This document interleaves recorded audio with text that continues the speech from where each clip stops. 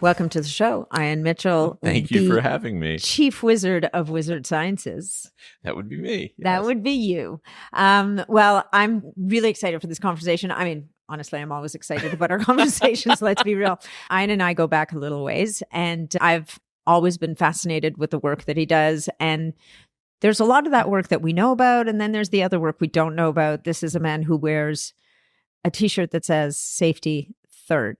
So it just gives you a little bit of insight into the way his mind works. It's all about the results. How am I going to get the results? Actually, that's very true. Safety Third is an homage to blowing up my lab in the process of trying to refine a process to make something that would be kind of monumentally impactful for people, which we did. Exactly. And actually, we just got distribution of that very thing in the past 3 days. And so you will be seeing hundreds of thousands of units of Wizard Water under whatever name it ends up at coming out every single month.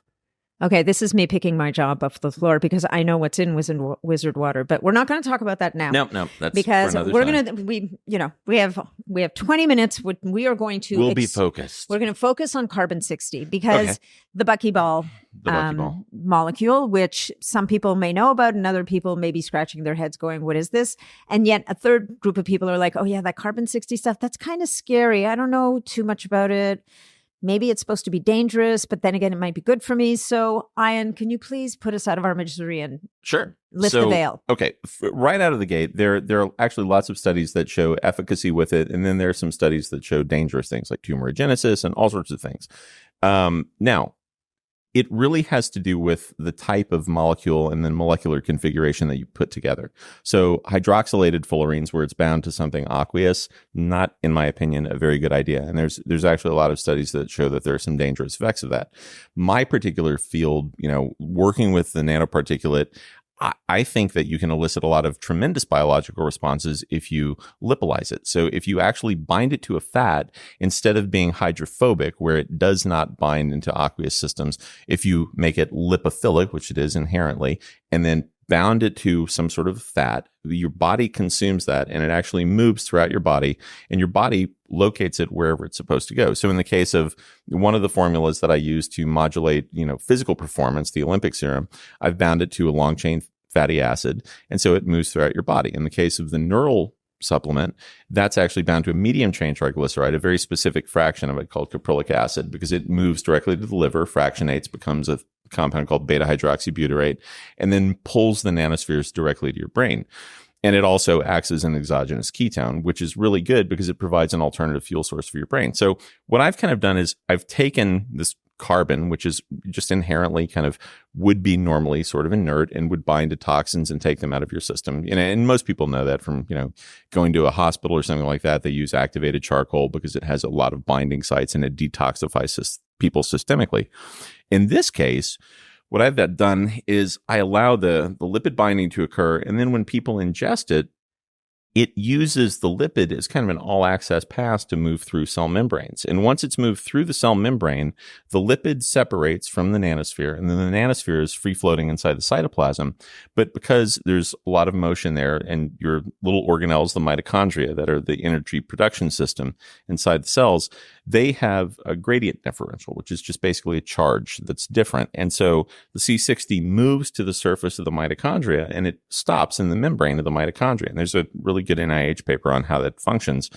And what happens is when it's on the surface of the mitochondria, it's able to buffer the mitochondria against oxidative stress. So without doing anything else in the lab, we were able to isolate a jump in ATP production of 18% at the low end to 58.3% at the high end, just by virtue of blocking system loss, not trying to do any additives, nothing, right? So I took that and thought, this is fantastic. And I developed some products around it, some things for pets. And as time progressed, I started trying to tweak those things and see, what can I additively do that is going to yield a higher result? So in the case of the Olympic serum is what we call it, Olympic RX. Love the name. Yeah. Well, the story Who behind doesn't that, want to be an Olympian, really? Well, and actually it was made for these guys that were going out for the Olympics, and they were doing pole vault trials, and or as I called it, reverse limbo, which they seem to have a bit of a problem with. I think it seemed somewhat demeaning. But regardless, I thought it was kind of an interesting thing. So I configured it with NAD precursors so that not only would I block the oxidative stress, giving them more ATP, but I would also add things into all of the different complexes of the electron transport chain with the theory that the whole is greater than the sum of its parts. So if I upregulate each complex, then in aggregate, the totality of that is going to output a lot more force. And it does. And so they noticed in lieu of having 1 to 2% increases, which would have been terrific for them, they were getting 13 to 17% increases, which is a remarkable shift. When you're an elite athlete and you can do something that changes you not from hundredths or single seconds, but to 10 minutes or multiple centimeters in terms of your jump, that's a really remarkable output. Mm-hmm. And so these guys were having these great results. Now, that was where it started. However, the thing that really was intriguing to me was the peripheral benefits, right? Because it has some things like proteolytic enzymes to work with inflammatory response and with sclerotic deposits inside the system. So basically scar tissues and joints and things like that. For people that had autoimmune conditions, because it has kind of the peripheral benefit of dropping cytokine response, mm-hmm. which means that it suppresses inflammatory markers and drops the inflammation systemically. When that happens, people are able to move more effectively. And we've noticed shifts in autoimmune conditions. We've noticed upregulation in mobility, in addition to just the extra output and energy. And similarly, that is all kind of happening in, the majority of your body. I thought, well, okay, if I bind this to something and I can get it to move directly to the brain, what will happen there? And so I set out with the intent of trying to work on a neurodegenerative condition, Alzheimer's specifically, to see what I could do to kind of help, ameliorate some of the symptoms of that. And so I configured everything together with caprylic acid because it would break down the liver. And then I added some other components in so that I could reduce tau proteins, amyloid beta plaquing, and things like that. So the specific enzymes that I used in there, some great research papers out of Japan show that we would be able to get them past the blood-brain barrier pretty effectively. And that, in fact, is the case. And so we were able to put these things in a way that we can deliver them to the body so that there is less degradation, and the minimum effective dose, because of the nano buffering, is much greater. And to a pretty intense degree. So in the lab, we'll run these things called Western blot analyses, where we look at protein denaturation. And what we found was in this nano buffer solution, we could keep proteins from denaturing up to 80 degrees Celsius and very high acidic pHs, they say a pH of about 3. So, stomach acid kind of concentrations, and they didn't denature. And so we realized that if we took all of these components and we wrapped them kind of in this protective cocoon, we could get them to move throughout the body without degradation. So the dose that we actually needed to use was much lower. And my personal philosophy is if you can get a minimum effective dose that's far lower and have a higher yield, that's perfect. So that's what we've done. And so these different serums, the idea is to try and get them out so that people realize that there's something out there that can help with these conditions. Yeah, no, I love that. And it's how interesting that you take this one molecule, which is the fullerene, right? The buckyball, exactly. Right? So it's like this really cool look. So guys, if you can imagine, and if you go to Ian's website, you'll see there'll be diagrams there of what a buckyball looks like. It's a 3D soccer ball that's hollow, really. It is. It's literally a truncated icosahedron. So it is, in fact, a soccer ball. Yeah. Yeah. And so to bind it to whatever compound that gets it to the right place and releases, and so you've got your transporter, and then you so you load it up or you attach to it these synergistic compounds that then get deposited at the site of delivery. Yeah, and it picks up stuff on the way out, doesn't it? That's exactly it. What does it pick up? In a lot of ways, once it's spent, the portion that goes out it acts a lot like activated charcoal, but on a nanoscopic level. So it's not handling the same sort of macroscopic debris that activated charcoal would, but it's handling much smaller insults. In a lot of ways, some of the things that I've seen occur, like with mice in a lab, when you're trying to knock out mice, you use a compound called carbon tetrachloride.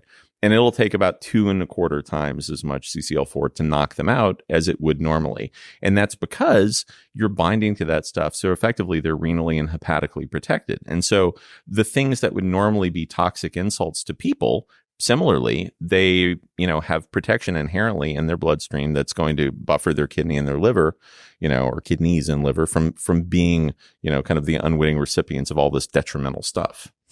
That's incredible. So let's talk a little bit more about the brain formula, the Neural RX, because there's people out there that would say, well, just breaking up those plaques might be dangerous because the plaque is there as a protective mechanism by the body to trap I completely a pathogen, agree. right? Yeah. So, and I know you've thought of this, and I know there's an answer coming down the pipes at me.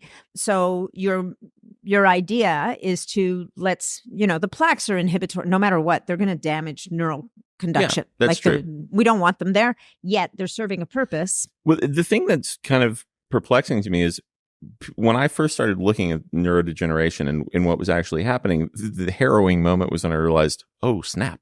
It's happening to all of us. Yeah. It's only presenting in some people that either have a genetic predisposition or have lived long enough where that becomes the predominant ailing factor, right? It's going to be, cancer, heart disease, diabetes, or neurodegenerative conditions.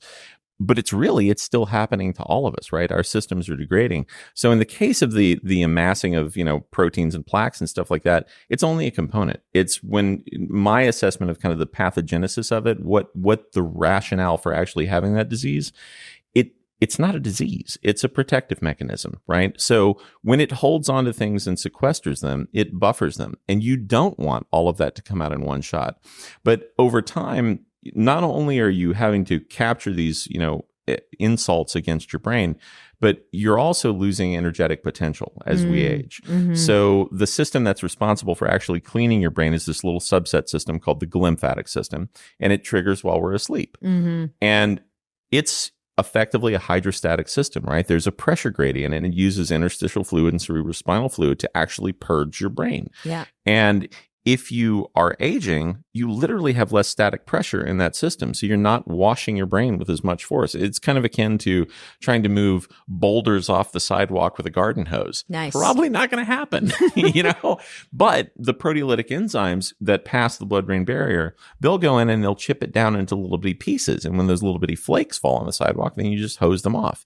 And as those start to go away, and as you upregulate the mitochondrial potentiation, including the portion in the glymphatic system, the pressure goes up. So your hose has more water pressure. And so the particles that you can take out get larger and larger and larger. So it's a process whereby every day you're taking out the garbage, and then you're also simultaneously increasing the potential that your brain has to function. So those two things working in concert sort of negate the natural degradation that we all experience. I love it.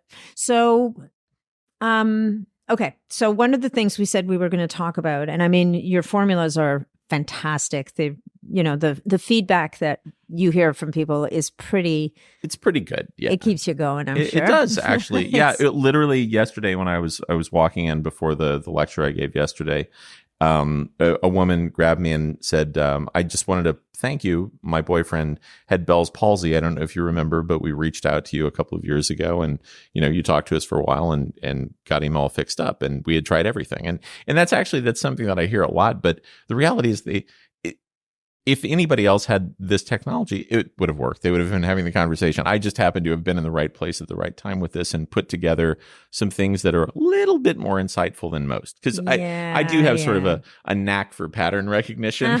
Yeah, let's just be clear. Ian is super modest. The man's a wizard, if nothing else. So, Mr. Wizard, Ian Mitchell. Yes. Carbon-60 is amazing. You've done beautiful things with it and partnered it with gorgeous things. But we are in this world of health optimization. We are at an expo here at Changing Life Destiny. We're in a room full of really cool stuff. To put it in normal language. And so in the world of health optimization or biohacking or, functional medicine, whatever it is, we know that any one thing is fantastic.